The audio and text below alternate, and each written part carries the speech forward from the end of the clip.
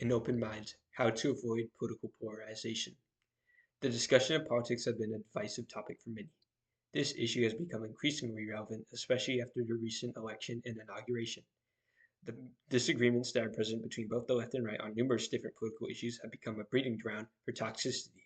It is very easy to find examples of this online and on TV, where political discussion often dissolves into shouting matches. This is known as political polarization, where someone only consumes media and talking points that favor the side that they lean.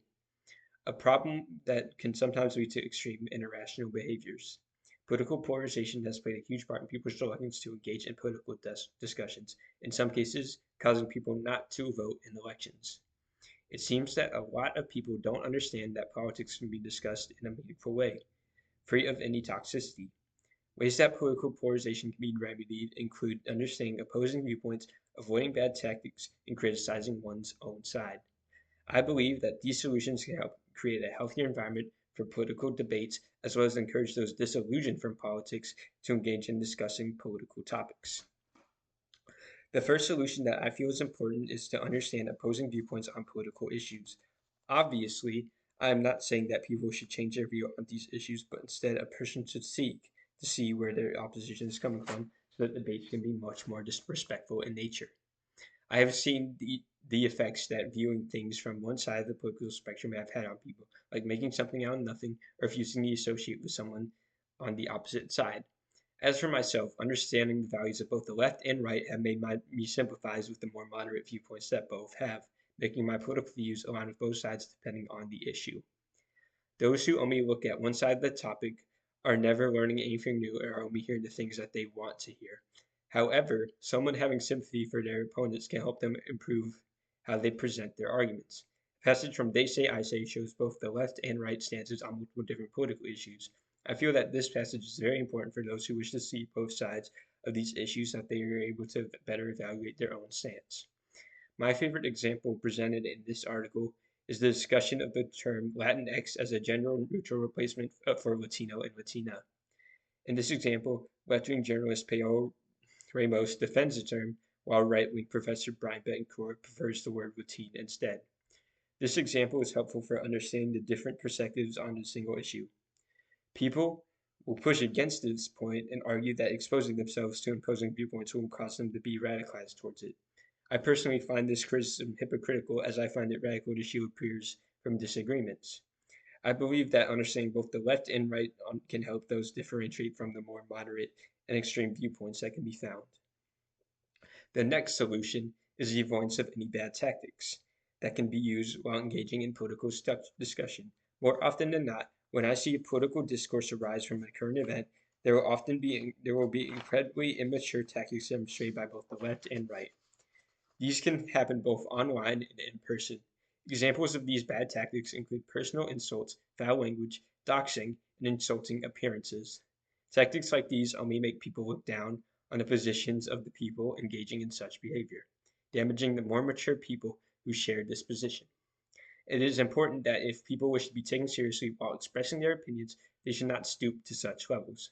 According to an article by Rachel Kleinfield and Aaron Sobel on the 7 different ways to avoid political polarization, two of the points listed on preventing it is avoiding bad jokes and making social media kinder so that opinions can be shared in a much healthier way.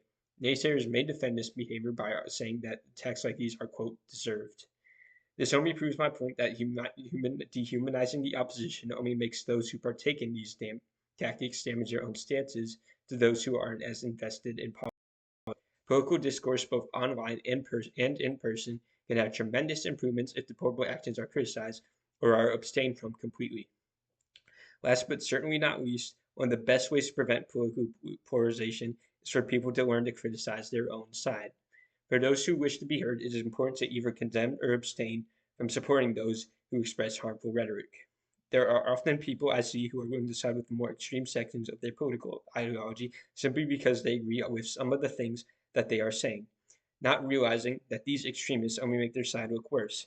Some examples that come to mind are people on the right supporting someone like Nick Fuentes for simply being right wing, despite the fact he's an open white supremacist and anti-Semite, according to the Anti-Defamation League. And an example of this on the left is popular Twitch streamer Hassan Piker, a leftist who supports Palestinian freedom, which in itself is not a bad thing. However, Piker has on several occasions expressed his support for terrorist organizations like Hamas, the Houthis, and Hezbollah, also according to the Anti-Defamation League. Thankfully, this doesn't seem to be an issue for everybody in their respective parties, as there have been people who have condemned both Fuentes and Piker despite being on their side, as there have been people, along with the more along with other more extreme individuals. By criticizing the bad actors on their side, both the left and right can come across as much more presentable to outsiders, as well as as open possibilities to more civilized discussions. Naysayers may argue that criticism amongst their own party will cause division and weakness. The issue with this is that people who argue this do not seem to realize the irony that extreme practices that are not called out make their side much worse than disavowing said practices and risk losing the support of some people. Using each of these methods, engaging in political discourse can be much more positive, decreasing the effects of political polarization. Understanding the opposition and avoiding bad tactics and calling out the bad actors of their communities are great ways to prevent people from descending into radicalization. These recommendations are not meant to make people switch sides on the political spectrum, but rather my intention is to improve the political discourse both online and in person. There will be people that will refuse to follow these rules, to which I would argue that these people are not worth debating, since it would be a waste of time to argue with someone whose only intention is to fight. It would be much better to have respectful discussions with more level-headed people, even if there may be some disagreements present. I myself like to watch several creators both on the left and right while understanding which viewpoints are extreme and should be condemned. Doing this has allowed me not to get trapped in the echo chamber, as well as improve my nuance on many different situations. I personally don't engage in political discussion often, but I am somewhat invested in different issues, seeing and understanding what both sides are saying so that I can build my own perspective. When less people are politically polarized, more people will be willing to experiment with political discourse.